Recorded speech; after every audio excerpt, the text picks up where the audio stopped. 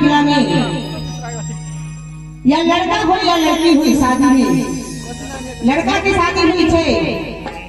तो राम जी के यानी कि पाहुन के दर्जा देले छे और लड़की की शादी हुई थी तो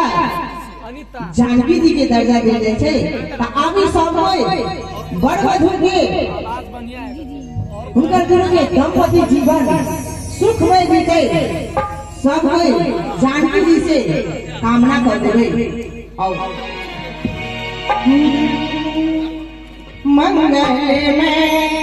दिन आज है पाहुने छठे आए